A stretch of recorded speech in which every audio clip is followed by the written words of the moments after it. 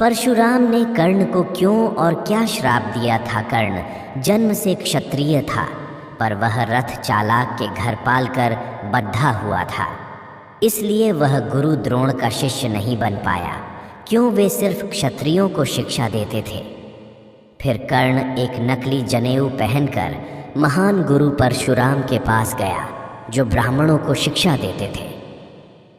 लेकिन जब कर्ण की सच्चाई परशुराम को पता चली तो इसका नतीजा कर्ण को भुगतना पड़ा।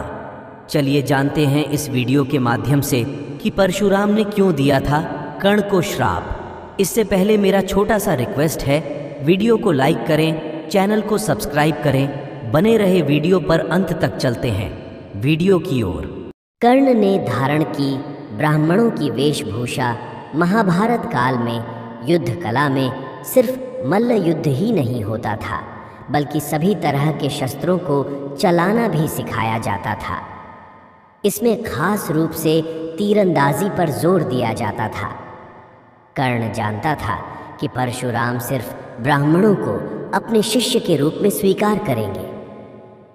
सीखने की चाहत में उसने एक नकली जनेऊ धारण किया। परशुराम ने उसे अपना शिष्य बना लिया और वो सब कुछ सिखा दिया जो वे जानते थे।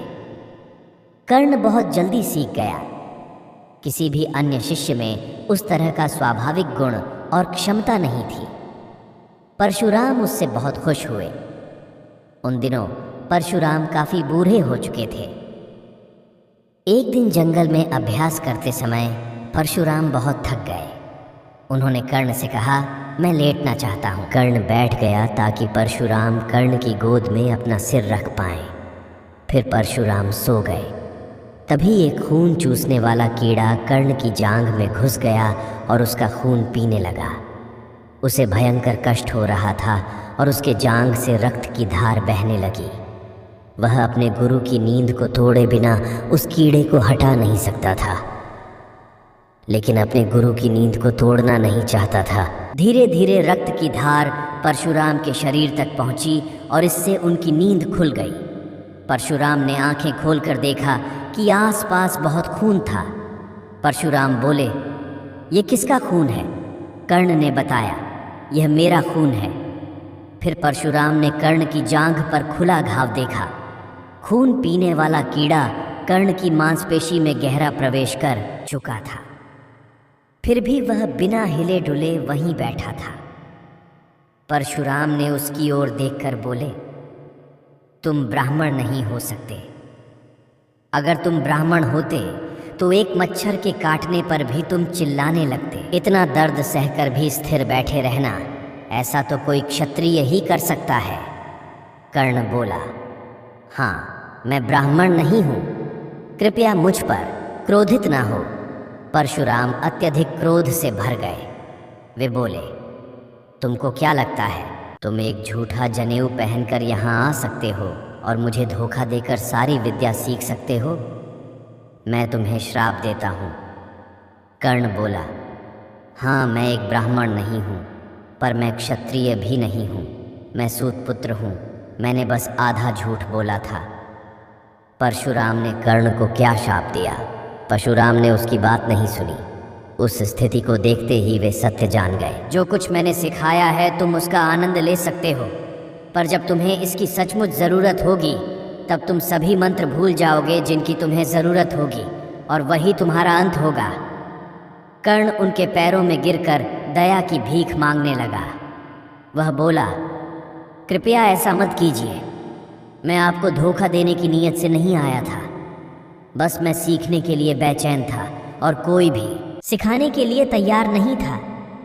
सिर्फ आप ही अकेले ऐसे इंसान हैं जो किसी ऐसे को सिखाने के लिए तैयार हो जो कि क्षत्रिय न हो। कर्ण परशुराम संवाद किस वर्ग में है?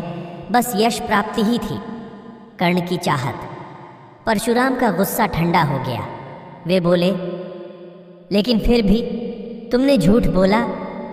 तुम्हें अपनी स्थिति मुझे बतानी चाहिए थी। तुमको बात करनी चाहिए थी, पर तुम्हें कभी झूठ नहीं बोलना चाहिए था। मैं श्राप वापस नहीं ले सकता, पर मैं देख सकता हूँ कि तुम्हारी महत्वाकांक्षा राजपाट पाने या शक्तिशाली होने की नहीं है। तुम सिर्फ यश चाहते हो और तुम्हें यश मिलेगा। लोग हमेशा तुम्हें एक यशस्वी योद्धा की तरह याद करेंगे, पर तुम्हारे पास कभी शक्ति या साम्राज्य नहीं होगा और तुम कभी महानतम धनुर्धर के रूप में भी नहीं जाने जाओगे। पर तुम्हारा यश हमेशा बना रहेगा, जो कि तुम्हारी चाहत भी है। इस श्राप को लेकर कर्ण भटकता रहा।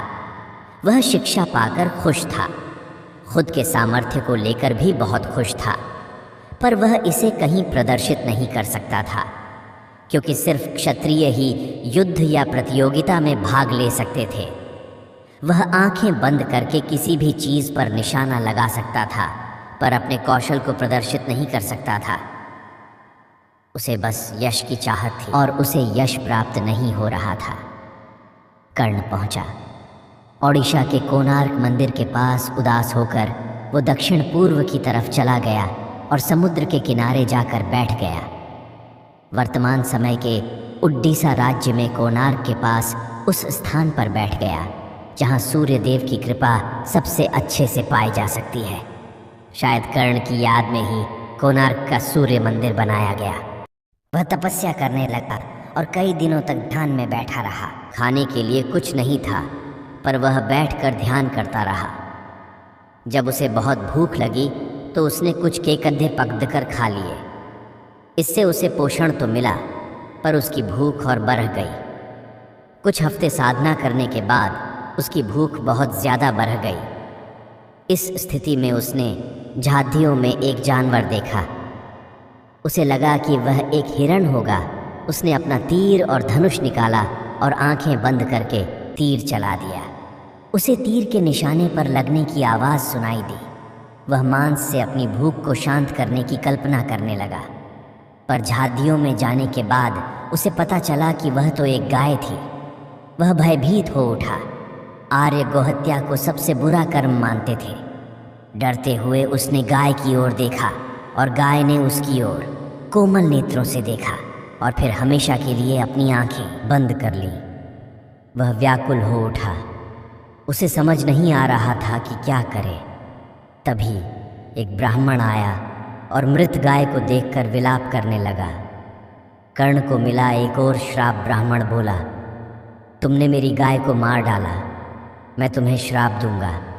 तुम एक योद्धा लगते हो, इसलिए मैं तुम्हें श्राप देता हूँ कि रणभूमि में जब तुम बहुत मुश्किल स्थिति में होगे, तब तुम्हारा रथ इतना गहरा धंस जाएगा कि तुम उसे बाहर नहीं निकाल पाओगे, और तुम तब मारे जाओगे जब तुम असहाय होंगे, ठीक वैसे जैसे तुमने इस असहाय गाय को मार डाला।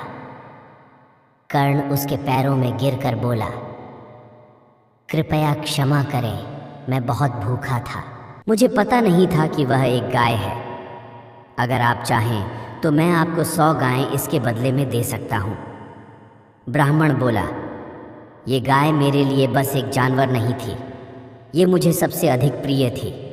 मेरी मृत गाय के बदले दूसरी गाय देने के इस प्रस्ताव के लिए मैं तुम्हें और भी ज़्यादा श्राप देता हूँ।